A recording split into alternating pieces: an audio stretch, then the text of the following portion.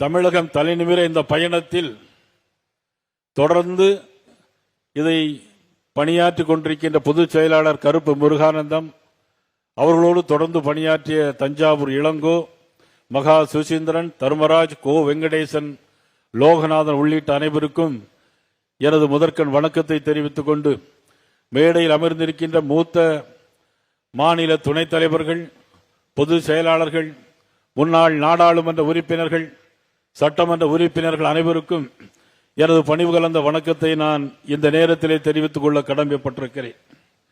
உண்மையிலே இந்த நிகழ்வில் நான் கலந்து கொண்டது என்று சொன்னால் அதற்கெல்லாம் காரணமாக, அதற்கெல்லாம் ஆதரவாக நமது மாண்புமிகு உள்துறை அமைச்சர், அரசியல் சாணக்கியா, மதிப்புக்குரிய மாண்புமிகு அமித்ஷா அவர்களுக்கு எனது மனமார்ந்த நன்றியும் வணக்கத்தையும் நான் இந்த நேரத்திலே நான் தெரிவித்துக் கொள்ள கடமைப்பட்டிருக்கிறேன்.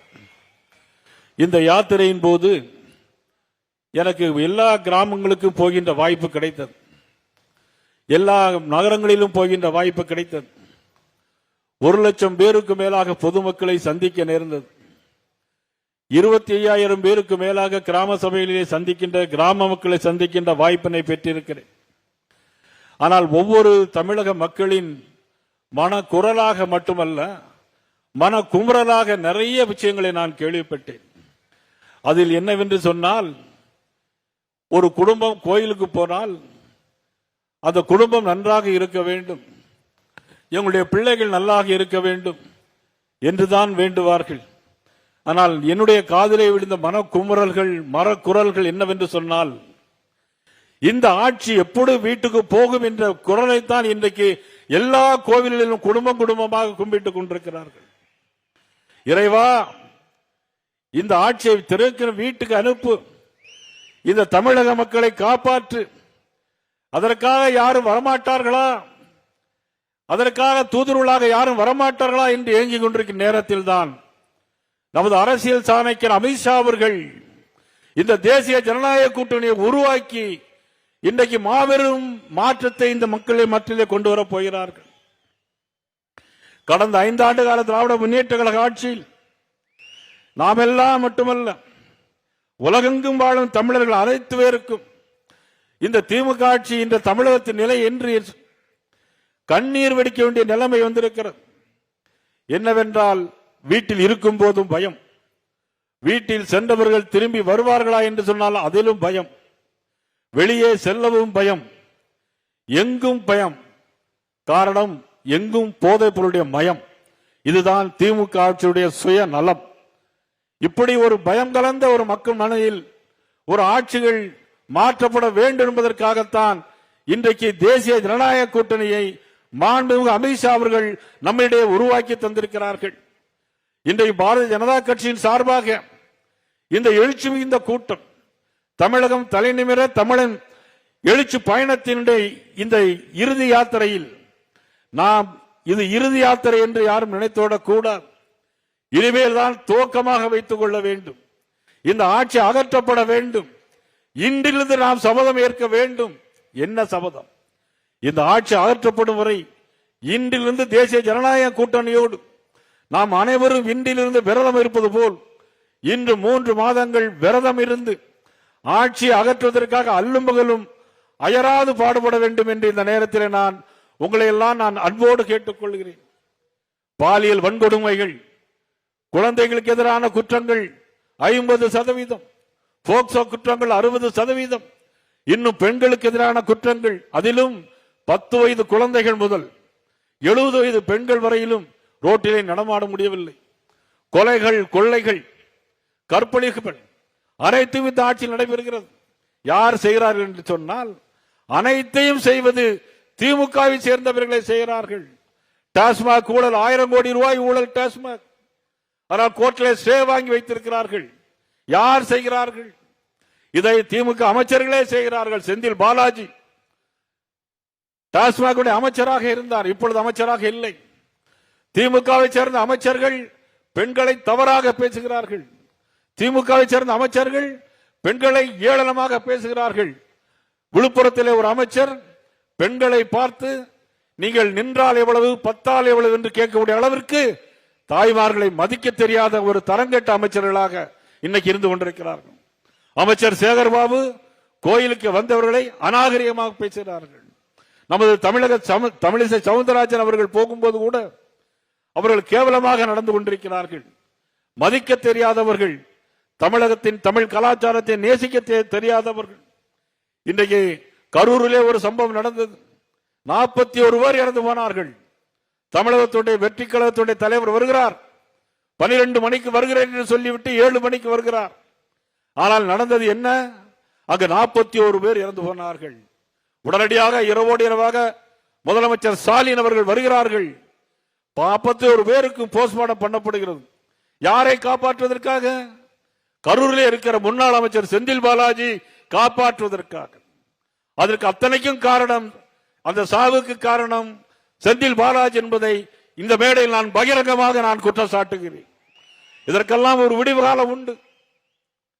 வருகின்ற தேர்தல் முடிந்த பிறகு ஜூன் மாதம் நடைபெறுகிற ஆட்சி மாற்றத்தில் அனைவருக்கும் நீதிமன்றம் போய் சொல்வார்கள் என்பதை இந்த நேரத்தில் நான் கடமைப்பட்டிருக்கிறேன். கள்ளச்சாராயத்தில் கள்ளக்குறிச்சியில் 65 பேர் இறந்து போனார்கள். திமுகவை சேர்ந்தவர்கள் அங்கே குற்றவாளிகளாக இருக்கிறார்கள். விழுப்புரத்திலே 17 பேர் இறந்து போனார்கள். கள்ளச்சாராயம், போதைப் பொருட்கள், எங்கு பார்த்தாலும் போதைப் பொருட்கள், பள்ளிக்கூட வாசலிலே போதைப் பொருட்கள், ஆசிரியர்களே போதைப் போட்டுக் கொண்டு போகிறார்கள், மாணவர்கள் போதை போட்டுக் கொண்டு ஆசிரியர்களை தாக்குகிறார்கள். இது மாதிரி ஒரு சம்பவம் இது மாதிரி இந்த திமுக ஆட்சியில் தான், மதிப்புக்குரிய ஸ்டாலின் முதலமைச்சராக கூடிய இந்த ஆட்சியில் தான் இப்படி நடைபெறுகிறது. ஒரு குடும்பம் வாழ வேண்டும் என்பதற்காக தன்னுடைய மகன் துணை முதலமைச்சர் உதயநிதி ஸ்டாலின் முதலமைச்சர் ஆக்க வேண்டும் என்பதற்காக இன்றைக்கு ஒரு மிகப்பெரிய ஒரு கூட்டணியை உருவாக்கி வைத்துக் கொண்டிருக்கிறார். ஒரு போலியான கூட்டணி, ஒரு போலியான கூட்டணியை இன்னைக்கு பத்திரிகையில காட்டிக் கொண்டிருக்கிறார். ஆனால் எங்களுடைய உள்துறை அமைச்சர் அமித்ஷாஜி அவர்கள் உருவாக்கிய கூட்டணி என்பது ஆட்சி மாற்றத்திற்கான கூட்டணி. ஆட்சி மாற்றம் வந்தே தீரும் என்பதை நான் இந்த நேரத்தில் தெரிவித்துக் கொள்கிறேன். அது மட்டுமல்ல, திருப்பரங்குன்றத்திலே ஒரு சம்பவம். தீபத்தூணிலே தீபம் ஏற்ற வேண்டும்.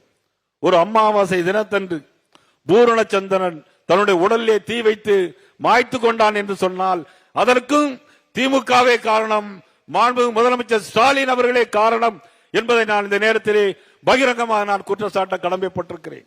அது மட்டுமல்ல, திருநெல்வேலிக்கு போகிறார், கிறிஸ்துமஸ் விழா கொண்டாடுகிறார். நாங்களும் கிறிஸ்துமஸ் விழா கொண்டாடுகிறோம். எங்களுடைய பிரதமர் நரேந்திர மோடி அவர்கள் சர்ச்சில் போய் கிறிஸ்துமஸ் விழா கொண்டாடுகிறார்கள். எல்லோரையும் மதிக்கிறோம், எல்லா மதத்தையும் மதிக்கிறோம். இஸ்லாமாக இருந்தாலும் சரி, கிறிஸ்தவர்களாக இருந்தாலும் சரி, மத சார்பனையை உண்மையாக கடைபிடிக்க கட்சி பாரதிய ஜனதா கட்சி என்பதை நான் இந்த கடமைப்பட்டிருக்கிறேன். ஆனால் நீங்கள் தீபாவளிக்கு வாழ்த்து சொல்ல மறுக்கிறீர்கள், தீபாவளிக்கு வாழ்த்து சொல்ல மறுக்கிறீர்கள். ஆனால் நீங்கள் என்ன பண்ணீர்கள்? போலி மதச்சார்மையை கடைபிடிக்கிறீர்கள், போலி மதச்சார்மையை கடைபிடிக்கிறீர்கள். நாட்டு மக்கள் பார்த்து கொண்டுதான் இருக்கிறார்கள். நான் இந்த கூட்டத்தின் வாயிலாக ஒன்றை தெளிவாக சொல்வேன். என்றைக்கும் திமுக மக்கள் சக்தியோடு ஆட்சி பிடித்ததே கிடையாது. 2021 நாம் இன்னும் ஒன்றாக இருந்திருந்தால் அன்றைக்கே நம்முடைய ஆட்சி வந்திருக்கும். திமுக ஆட்சி வந்திருக்கார். திமுக எப்பொழுதாவது ஜெயிக்கக்கூடிய கட்சி. ஆனால் நம்முடைய கூட்டணி உறுதியாக ஜெயிக்கக்கூடிய கட்சி. ஆட்சி மாற்றம் வந்தே தீர்வு என்பதை இந்த நேரத்தில் நான் தெரிவித்துக் கொள்கிறேன். அதுபோல இன்றைக்கு வாக்காளர் கணக்கெடுப்பு, பீகார் மாநிலத்திலே வாக்காளர் கணக்கெடுப்பு எடுத்தார்கள். 65 லட்சம் பேர் அங்கு நீக்கப்பட்டார்கள். ஆனால் 243 தொகுதிகளில் 202 தொகுதிகளில் அன்றைக்கு தேசிய ஜனநாயக கூட்டணி வெற்றி பெற்று ஆட்சி அமைத்தது. காரணம் நமது சாணக்கிய அமித்ஷாஜி அவர்கள். கேரள மாநிலத்தில் நடந்த உள்ளாட்சி தேர்தலில் 100 வார்டுகளில் 50 இடங்களை பெற்று இன்றைக்கு மேயராக திருவனந்தபுரத்திலே இன்றைக்கு நமது மேயர் கொடிகட்டி பறப்பது இன்றைக்கு பாரதிய தேசிய ஜனநாயக கூட்டணி. அதற்கு காரணம் நமது அமித்ஷாஜி அவர்கள். அதே காற்றுதான் பீகாரில் வீசிய அதே காற்றுதான், திருவனந்தபுரத்தில் வீசிய அதே காற்றுதான் இன்றைக்கு தமிழகத்திலே வீச போகிறது. அதற்கு அச்சாரமாகத்தான் அமித்ஷாஜி அவர்கள் இங்கே வந்திருக்கிறார்கள். மேற்கு வங்காளத்திலும் அதே காற்றுதான் வீச போகிறது, அஸ்ஸாமிலும் அதே காற்றுதான் வீச போகிறது. மதிப்புக்குரிய ஸ்டாலின் அவர்களே, அமித்ஷா அவர்கள் என்ன செய்ய முடியும், என்ன செய்ய முடியும் என்று கேட்கிறீர்கள்.